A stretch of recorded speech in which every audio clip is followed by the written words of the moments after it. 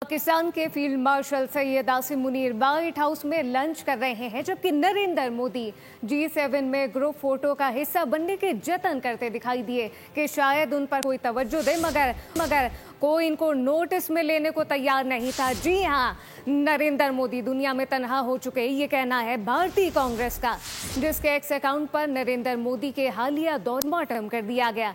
कहा गया कि जो मोदी पाकिस्तान को दुनिया में तन्हा करना चाहता था, उसे पाकिस्तान को व्हाइट हाउस में VIP ट्रीटमेंट मिल रहा है। और इससे भी बुरी बात यह हो गई कि Pakistan vice chair of UN anti terrorism committee बना दिया गया। अब जबकि Pakistani field marshal white house में मेहमान खास बने रहे, नरेंद्र मोदी खुद अपनी तस्वीरें उतरवा कर सोशल मीडिया पर अपलोड करवाता रहा। सच ये है कि नरेंद्र मोदी की मौजूदगी में भारत की खारजा पॉलिसी नाकाम हो चुकी।